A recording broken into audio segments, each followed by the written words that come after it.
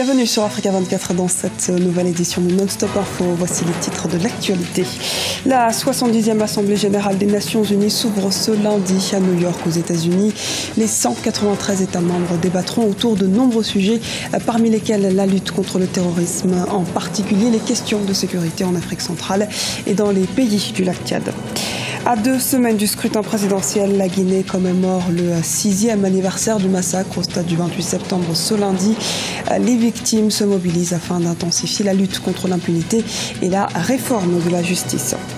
Quel bilan tirer des objectifs du millénaire pour le développement 2015 ? Nous tenterons de répondre à cette question à l'heure où 17 nouveaux objectifs ont été déclinés pour prendre le relais. Mais avant de développer ces titres, nouvelle journée de violence à Bangui, la capitale de la Centrafrique. Malgré le couvre-feu décrété dimanche par le Premier ministre Mahamat Kamoun, ce samedi et ce dimanche, des affrontements interreligieux ont continué, faisant au moins 35 victimes. Dans un même temps, les pillages se poursuivent. Il y a eu aussi de nombreuses maisons et bâtiments incendiés. Les forces internationales et notamment les 700 hommes de la force française Sangaré sont déployés en appui de la MINUSCA, la force onusienne, afin d'apaiser la situation. Retour sur le sommet des objectifs du millénaire pour le développement qui s'est tenu du 25 au 27 septembre aux États-Unis. À la tribune des Nations Unies, les autorités africaines ont rappelé l'importance de l'élaboration d'un plan global contre les menaces sécuritaires dans le monde et principalement en Afrique. Les explications à Didelette Mirabel-Bissou.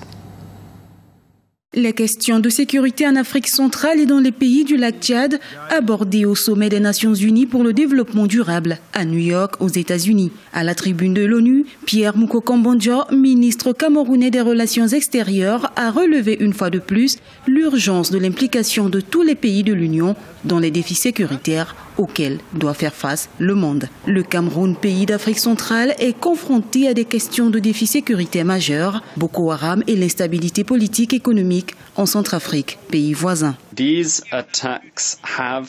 Le nombre de personnes réfugiées du fait de la menace Boko Haram et la situation sécuritaire en Centrafrique se compte aujourd'hui par centaines.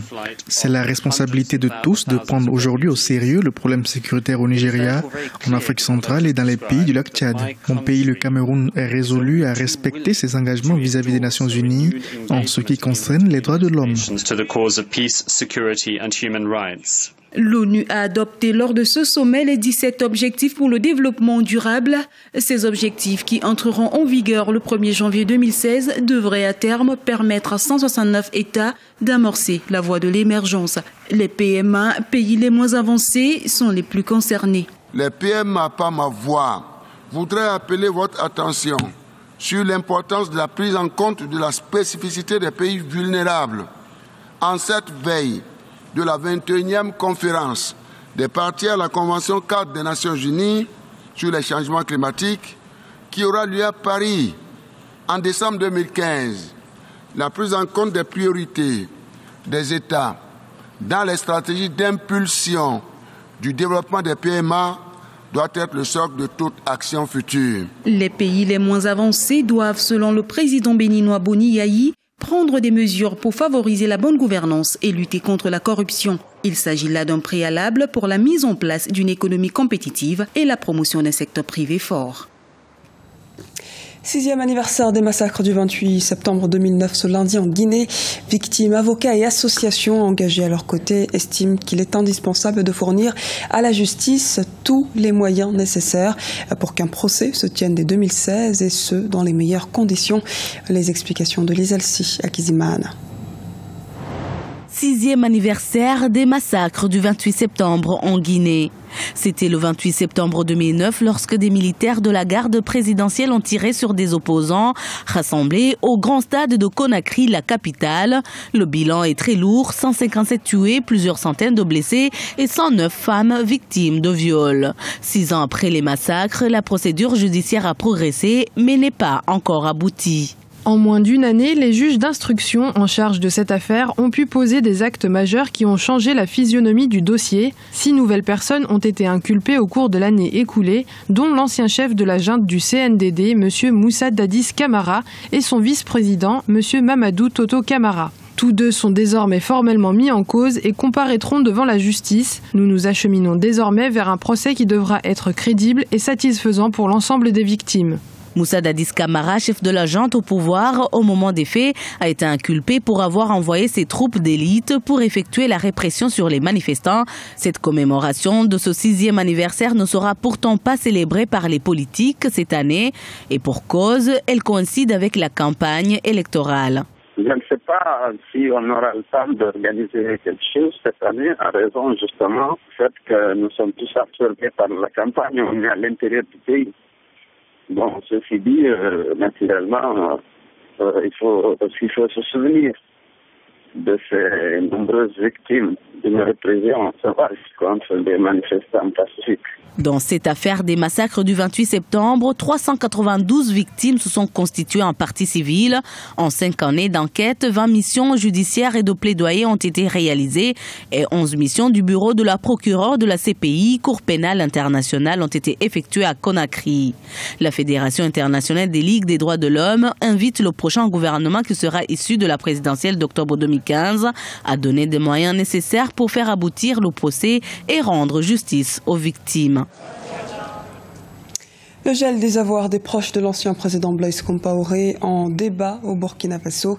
Le tribunal de grande instance de Ouagadougou a en effet prononcé cette sanction ce vendredi à l'encontre de 14 personnalités dans le cadre d'une information ouverte sur les événements du coup d'État du 16 septembre 2015. Et puis les réactions sont plutôt mitigées.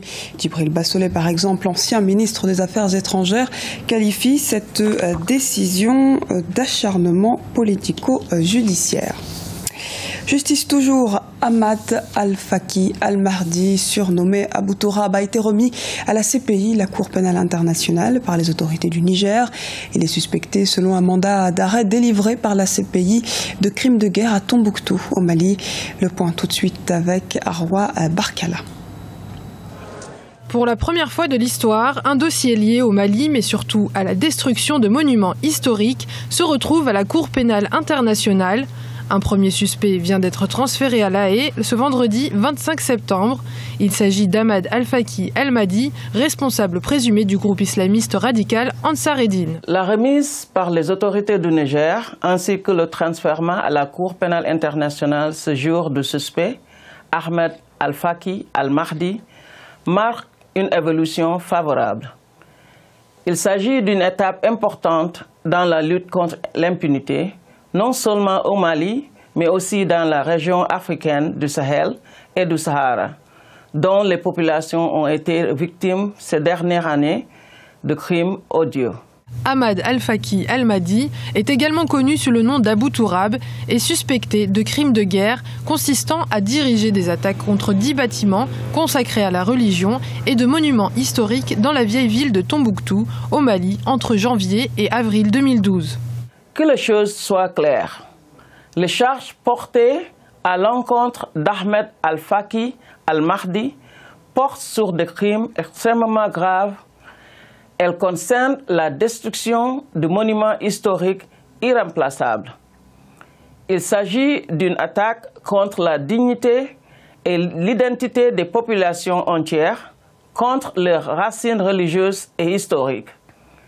Les habitants du nord du Mali, principales victimes de ces attaques, méritent que justice soit faite. La procureure s'est également félicitée du rôle joué par les autorités du Niger et du Mali dans l'arrestation et le transfert d'Ahmad Al-Faki Al-Mahdi. Le nord du Mali était tombé entre mars et avril 2012 sous la coupe de groupes liés à Al-Qaïda après la déroute de l'armée face à une rébellion à dominante touareg. Programme mondial pour le développement durable à l'horizon 2030, adopté ce vendredi par l'ONU, ce nouveau paradigme devrait garantir une croissance forte, inclusive et respectueuse de l'environnement dans le monde. Ce projet succède aux objectifs du millénaire pour le développement qui, eux, s'achèvent cette fin d'année 2015. Le bilan de ce dernier projet décrypté par Arwa Barkala. La communauté internationale s'est réunie du 25 au 27 septembre à New York, au siège des Nations Unies, à l'occasion du sommet des objectifs du millénaire pour le développement mis en place depuis l'année 2000. Pour le chef d'État sénégalais Macky Sall, également président en exercice de la Communauté des États d'Afrique de l'Ouest, la CEDEAO, la plupart des objectifs n'ont pas été atteints par de nombreux pays africains. Dans de nombreux pays, l'élimination de l'extrême pauvreté et de la faim, la réduction de la mortalité infantile et maternelle, l'accès à l'énergie et aux soins ainsi que la préservation de l'environnement sont des défis qui restent encore à relever. À travers le monde, de milliers d'hommes et de femmes de tout âge vivent toujours dans une extrême pauvreté. En juillet dernier, à Addis Abeba, la 3e conférence sur le financement du développement a révélé nos limites quant à mobiliser nos ressources pour subvenir à nos politiques de développement. Un bilan mitigé pour le président Macky Sall, qui se tourne malgré tout vers les objectifs de la COP21, la 21e conférence des parties de la Convention cadre des Nations Unies sur les changements climatiques, qui aura lieu à Paris, en France, du 30 novembre au 11 décembre 2015. D'ici à quelques semaines s'ouvrira à Paris la conférence pour le climat qui nous donnera l'opportunité d'agir ensemble, de stopper le réchauffement climatique. L'avenir de notre planète en dépend, cette planète qui est notre seul habitat, mais nous savons clairement ce que nous devons faire avant qu'il ne soit trop tard. 15 ans après la mise en place des objectifs du millénaire pour le développement, la communauté internationale vient d'adopter, à l'occasion de ce dernier sommet, 17 nouveaux objectifs de développement durable, ou ODD, qui doivent être relevés d'ici l'année 2030. Et du sport avant de clore cette édition avec l'Afro-Basket Dames 2015 qui bat son plein actuellement au Cameroun. Ce dimanche 27 septembre dans le groupe B, la Guinée s'est inclinée face au Nigeria 47 à 100 points. Guinée qui affrontera également ce lundi les Algériennes. Autre match au programme du groupe B, Angola, Égypte et Nigeria, Sénégal. Du côté du groupe A, il y aura Cameroun, Gabon, Ouganda, Afrique du Sud et enfin Mali contre le Mozambique. Ce journal a été réalisé par l'ensemble de la rédaction. Nous vous remercions pour votre fidélité. Retrouvez dans un instant une nouvelle édition du Non-Stop Info sur Africa 24.